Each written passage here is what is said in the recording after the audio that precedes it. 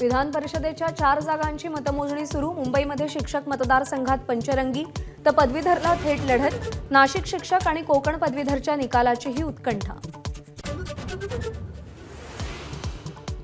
नाशिकमध्ये मतपेटीत 3 मतपत्रिका सापडलेल्या काही काळ मतमोजणी थांबवली। ठाकरे गटाने आक्षेप घेतला होता। अतिरिक्त 3 मतपत्रिका काढून मतमोजणी पुन्हा सुरू। अजित पवारांकडून विधान परिषदेला शिवाजीराव गर्जे आणि राजेश विटेकरांना उमेदवारीची शक्यता।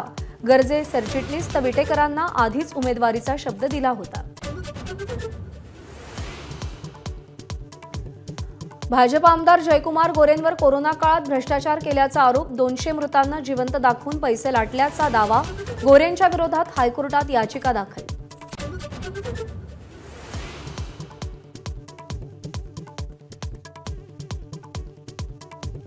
ठाण्यात येऊर भागात रेव पार्टी झाल्याचा जितेंद्र आव्हाडांचा आरोप।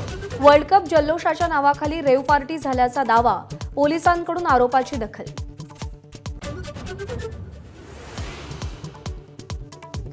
लोणावळ्याच्या भुशी डॅमजवळ वाहून गेलेल्या 4घांचे मृतदेह सापडले। एकाचा शोध सुरू। इतर 5 जण दैव बलवत्तर म्हणून बचावले।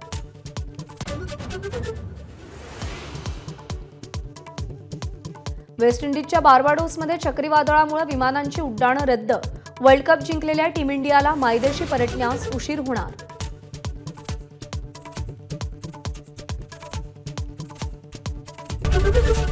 एबीपी माझा, उघडा डोळे बघा नीट।